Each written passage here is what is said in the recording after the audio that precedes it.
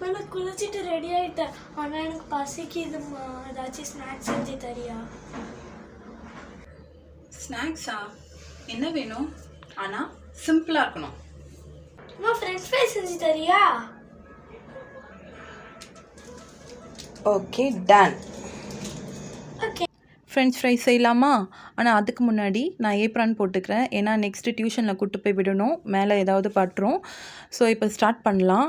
French ஃப்ரைக்கு first தேவையானது 3 உருளைக்கிழங்கு எடுத்துக்கோங்க. அதை 3த்தையும் இப்போ நல்லா தோல் சீவிக்கோங்க. கொஞ்சம் கூட தோல் இல்லாத அளவுக்கு நல்லா கிளியராக தோல் சீவிக்கோங்க. தோல் சீவிட்டு உருளைக்கிழங்கை தண்ணியில் போட்டு நல்லா வாஷ் பண்ணிக்கோங்க. மேலே தூசி மண் இருக்கும், நல்லா வாஷ் பண்ணிக்கோங்க. இப்போது ஃப்ரெஞ்ச் ஃப்ரைக்கு ஏற்ற மாதிரி நீளமாக உருளைக்கிழங்கை கட் பண்ணணும். நான் கட் பண்ணுறேன் பாருங்கள். அந்த மாதிரி நீளமாக கட் பண்ணிக்கோங்க. ஏன்னா இப்படி கட் பண்ணால் தான் நம்மளுக்கு ஃப்ரெஞ்ச் ஃப்ரைக்கு ஏற்ற சைஸில் உருளைக்கிழங்கு நமக்கு கிடைக்கும். பார்த்திங்களா?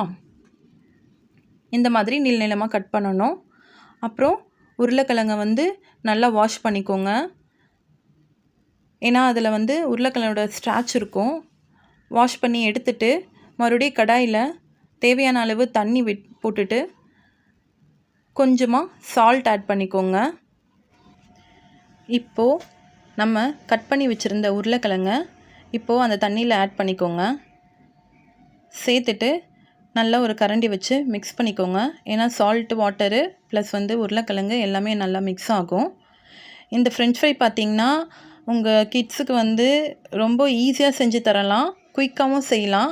நம்ம கடையில் காசு போட்டு வாங்குறதுக்கு பதிலாக இது ரொம்ப உங்களுக்கு ஈஸியாகவும் இருக்கும், வீட்டில் சிக்கனமாகவும் செய்கிற மாதிரி இருக்கும். பசங்களும் நல்லா நிறைய விரும்பி சாப்பிடுவாங்க. இப்போ உருளைக்கிழங்கு நல்லா கொதித்து தண்ணி வரும்போதும் ஒரு மூடி 2 நிமிஷத்தில் எடுத்துடணும். ஏன்னா ரொம்ப வேக வைக்கக்கூடாது உருளைக்கிழங்கு. இப்போது தனியாக எடுத்துகிட்டு அதை நல்லா வடிகட்டி எடுத்துக்கோங்க. இப்போ ஒரு கடாயில் எண்ணெய் ஊற்றிட்டு இப்போ அந்த ஃப்ரெஞ்ச் ஃப்ரையை பொரிக்க போகிறோங்க. அவ்வளோதாங்க. இப்போ பார்த்திங்கன்னா கரெக்டான அளவில் ஸ்டவ்வை வச்சுக்கோங்க. ஏன்னா ரொம்ப ஹையாகவும் இருக்கக்கூடாது, ரொம்ப லோவாகவும் இருக்கக்கூடாது. மீடியம் ஃப்ளேமில் வைங்க. உருளைக்கிழங்க டைரெக்டாக எடுத்துகிட்டு போய் ஒன்றா கையில் போடாதீங்க, தெரிச்சிரும். ஸோ இப்போ இந்த மாதிரி கரண்டி வச்சுட்டு எடுத்து கொஞ்சம் கொஞ்சமாக போட்டு எண்ணெயில் நல்லா பொரிச்சுக்கோங்க. ரொம்ப டீப் ஃப்ரையும் ஆகக்கூடாது, அதே போல் லைட்டாகவும் இருக்கக்கூடாது. ஓரளவுக்கு ஒரு ப்ரௌனிஷ் கலரில் வரும்போது, கோல்டன் ப்ரௌனில் வரும்போதும் எடுத்துடணும். பார்த்திங்களா? நல்லா லைட்டாக ஒரு கோல்டன் ப்ரௌனில் வந்துட்டுருக்கு. பார்த்திங்களா?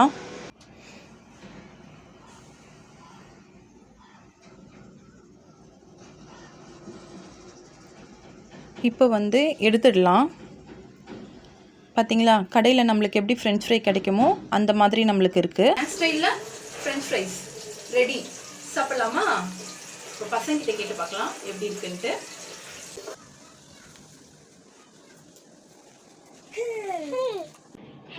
French fry.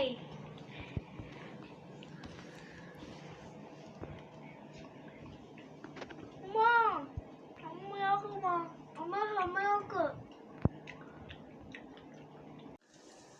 எங்கள் பேஜை ஃபாலோ பண்ணுங்கள். ஃப்ரெஞ்ச் ஃப்ரை சூப்பராக இருந்தது.